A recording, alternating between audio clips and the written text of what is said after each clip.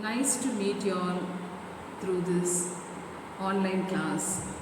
I'm very happy once again to say you all very good morning. Let me come straight to the lesson. Before the lesson, I wanted to say two important things. One, your online class is very important. Please don't miss it. Number two, your attendance is very important.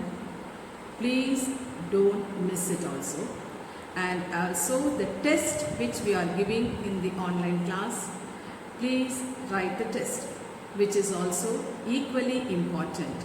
Online class is important, your attendance is important, your test is important. Because of this pandemic period, we cannot give you the assurance when the school will reopen. So till then, we have to be very careful in our studies. Thank you, children. So I'm going straight to your second unit in English, that is the poem The Grumble Family by Lucy Maud Montgomery.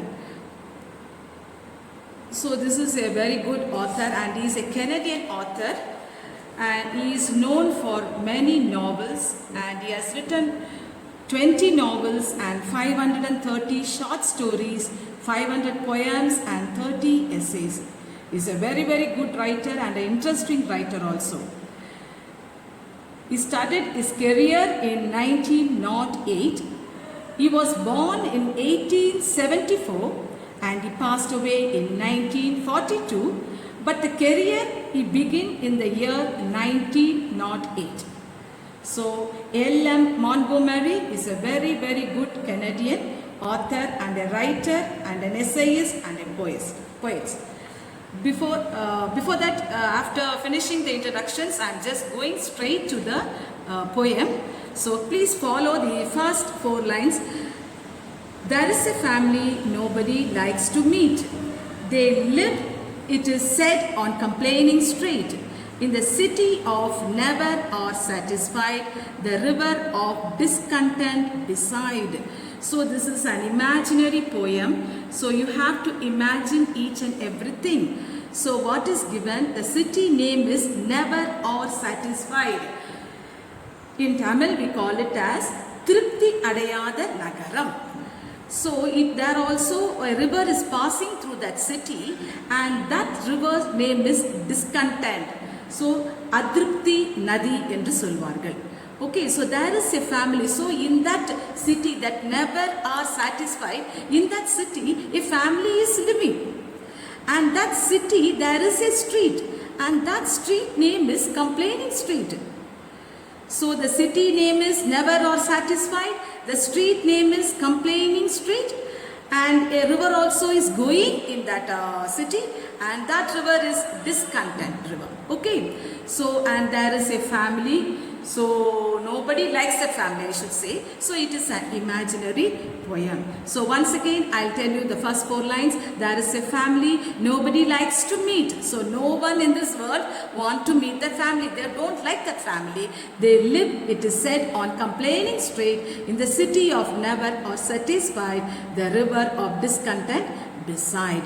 So this is the first 4 lines which describes about the city and the name of the city and the river and the family which is living in that city. So it is an imaginary poem that you have to imagine. Second line, I'm just going to the second stanza.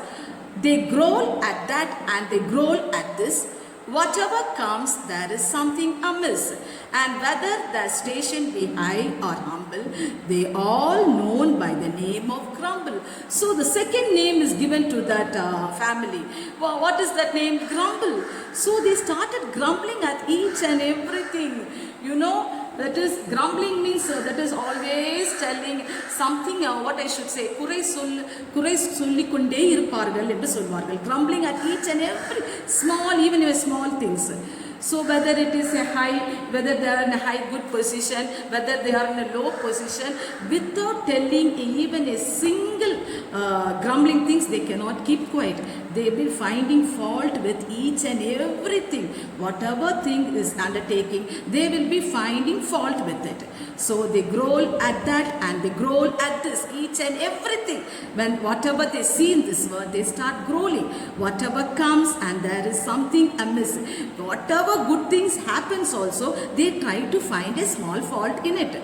And whether their station be high or low, whether they have come up in life in a good position or they are in a very low position, still they start grumble, because their name is name of grumble. Okay, so this is the second stanza. Now I'm going to the third stanza. Because of the time limit, I'm going little bit fast.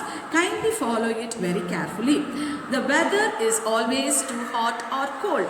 Summer and winter are like this cold.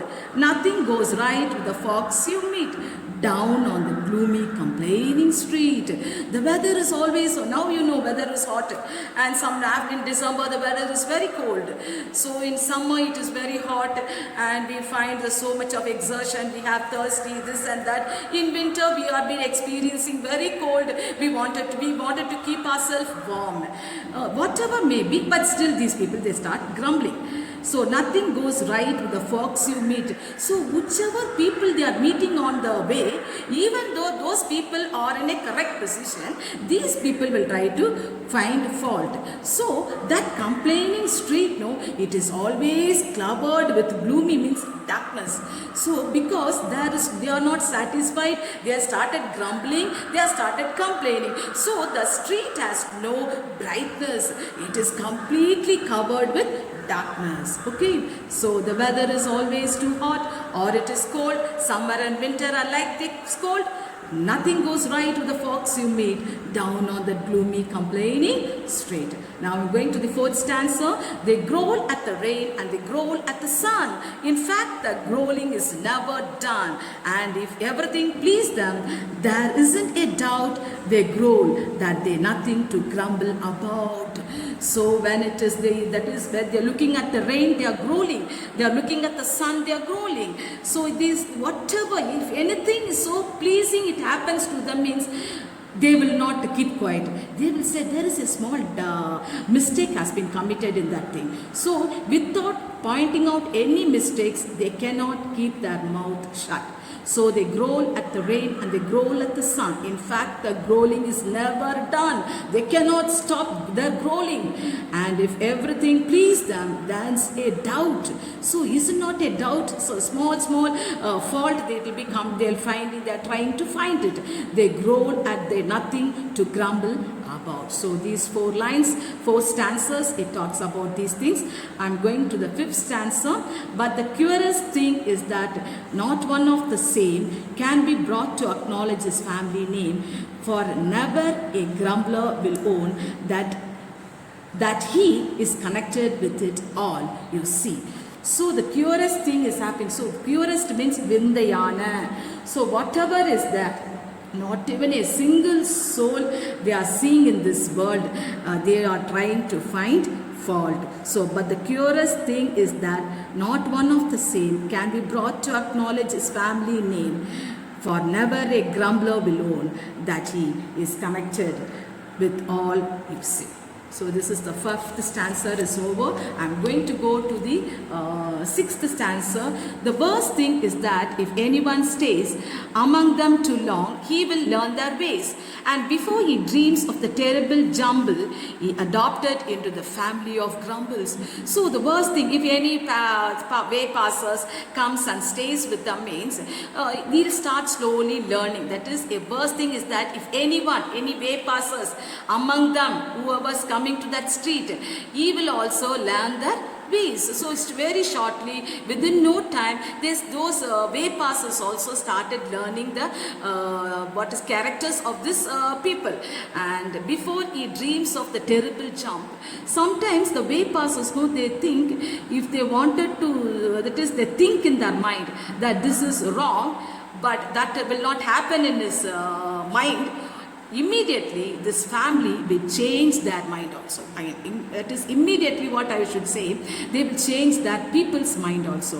So that the person, the way passers who are coming and staying with them also will be turned, will be automatically changed to these type of people. So it is very, very dangerous.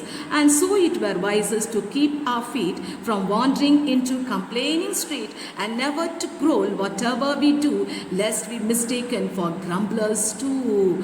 And so it were wisest, it is a wise thing that we should keep our feet, that is, we should not go into that complaining street. If we go into that complaining street, means we also will become grumblers as them. So it is very, very that is it is good for us not to enter into that complaining state. Let us learn to walk with a smile and a song, no matter if things do, some things go wrong, and then be our station high or humble, we will never belong to the family of grumble. So the poet says these are the things which is happening in the family of grumble. We should learn their ways. Instead of that, we should our ways should be mended and molded, and we should not walk in their ways. We should turn aside and go in our path. So it is good for us and also to the our family. So never to, we should not belong to the family of grumble. So this is the poem.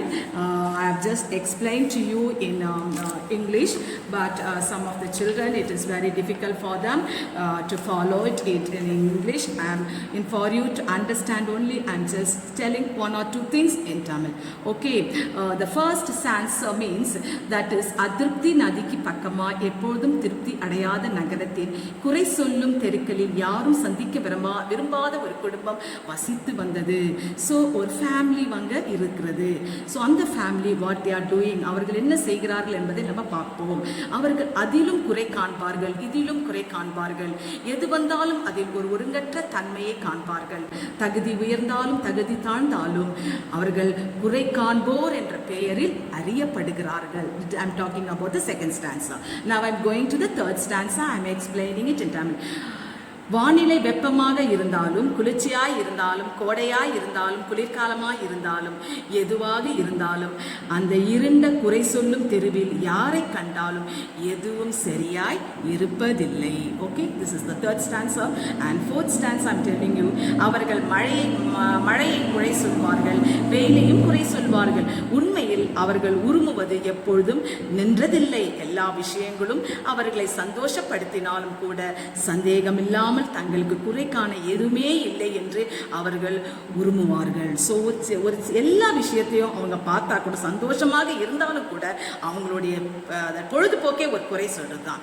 Next is the fifth stanza. I am going to the fifth stanza. You just see it. இதில் விந்தையான ஒன்று என்னவென்றால், இவர்களில் யாரும் தம் தம் குடும்ப பெயரை ஏற்க இயலாது. ஏனெனில் குறை சொல்லும் ஒரு நபர் தான் ஒன்றுக்குடன் சம்பந்தப்பட்டதை எப்பொழுதும் ஒப்புக்கொள்வது இல்லை. So this is the fifth stanza. Then sixth, seventh stanza. Just going it very fast because the time is running short. இதில் மோசமான ஒன்று என்னவென்றால், இவர்களுடன் யாராவது வெகு நாள் தங்கினால் அவரும் இவர்கள் வழியே அறிந்து கொள்வார்கள். அவர் அந்த குழப்ப நிலையை பற்றி கனவு காண்பும் முன்னே அவர் அந்த குறை சொல்லும் குடும்பத்திற்குள் ஏற்றுக்கொள்ளப்படுவார். ஸோ அவங்கள என்ன செய்வாங்க, மாற்றப்படுவார்கள். ஸோ அடுத்தது that is the seventh and eighth stanza. I'm just telling you. எனவே நாம் அந்த குறை சொல்லும் தெருவுக்குள் காலடி வைக்காமல் இருப்பது புத்திசாலி தனம். It is wisest not to step in to that street of complaining. Then the last one, சில சமயங்களில் ஏதாவது தவறுகள் நேர்ந்தாலும், நம் நிலையில் உயர்ந்திருந்தாலும் தாழ்ந்துதான் கூட நாம் எப்பொழுதும் ஒரு புன்னகையுடன் புத்துணர்வுடன் பாடிக்கொண்டே வாழ்வை நம்ம என்ன செய்யணும், கடந்து செல்லுவோம்.